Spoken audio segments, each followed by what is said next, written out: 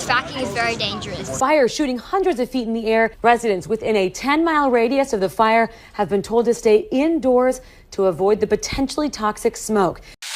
30 to 40% of what's going in those rail cars are explosive volatiles coming from beneath the earth.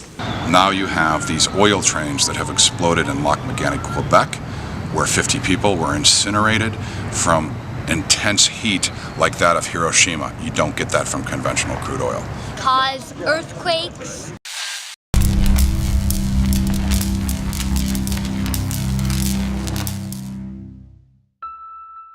Ohio, work was suspended this week at 5 wells. The suspension follows a dozen minor earthquakes. It's like, why are we having suddenly earthquakes in the Midwest? Well, maybe it's because we're pumping all these chemicals into these layers of the earth that you shouldn't get chemicals pumped into them. In Ohio, where the rest of my family lives, because of wastewater injection wells, we now have 4.0 magnitude earthquakes on forgotten fault lines that we haven't experienced before. Why does it make sense for the city of Los Angeles, a city poised on the edge of the San Andreas Fault, why does it make sense for us to continue the process of fracking and risk another earthquake caused by fracking? It can damage your water, it can damage you, it can cause cancer. It's very dangerous.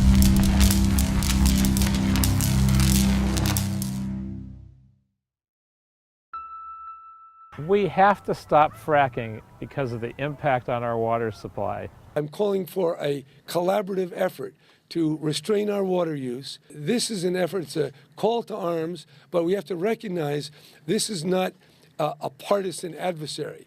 This is Mother Nature. There are communities in this country where they have literally run the aquifers dry and they've had to bring in water from other areas of a state to keep the wells going.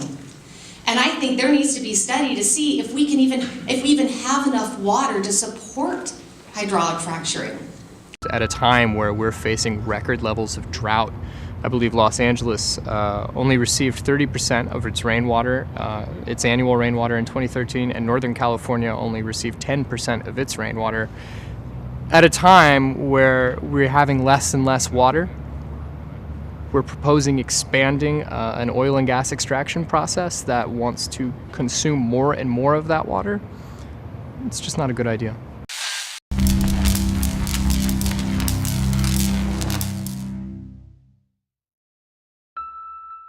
I mean, that's really your game plan. It's like, I'm going to save this much money, I'm going to pay these bills, and try not to die. I've never had a job where I was thinking that. There were a lot of people dying. They would either die on a rig from an explosion, they would die on a rig from falling. Most of the people that I saw that died actually died from driving. And a lot of times it was just, you have these workers who are working 100 hours a week, 16-hour shifts, and then they're driving, which I had to do several nights. You'd work a 14-hour shift and you're physically and mentally exhausted. We must consider the fact that fracking will only bring us $20 billion in income into the state. However, the cost of treating cardiovascular diseases, hypertension, strokes, heart attacks, asthma will amount to $55 billion according to a 2002 study. Hi, welcome to my neighborhood, Jefferson Park. This, you may think, is a beautiful park, but it's not. This is going to be a fracking site, and it's 100 yards from my house. We live so close to the fracking site, and they would be parking trucks with acids and chemicals. What will we do if there's a spill? How are we going to be evacuated? There are thousands of people living here. Fracking in a neighborhood where people live and with our schools is just absurd. Within the 3-mile radius of the Inglewood oil field, 26% of the residents had either prostate cancer or breast cancer or leukemia, lymphoma.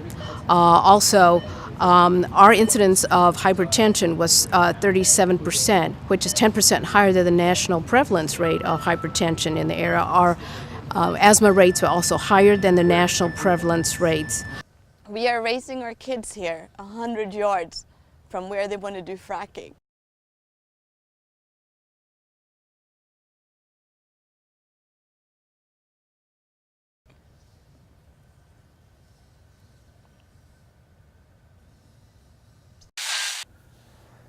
They never told us that those chemicals over there can cause cancer.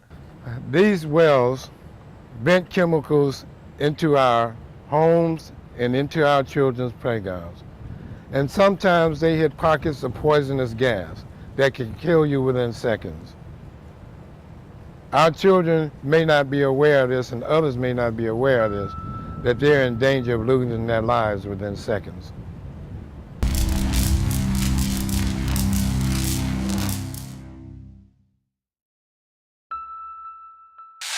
After I saw the impact that Chesapeake Energy and other frackers had on the land that I had grown up loving and the land that's been in my family for over 200 years, I moved out to Washington, D.C. to work on this issue, and I'm here now in California to work on the ground game, and am currently working toward both a statewide moratorium and a moratorium in Los Angeles. We're calling on Governor Brown because we want a moratorium on fracking. A moratorium would at least stop it for a moment to allow us to look deeper into the processes, the types of chemicals that are being put into our ground and that could potentially affect our water. So please, Governor Brown, you must hear the residents. We voted for you and we want you to work for us.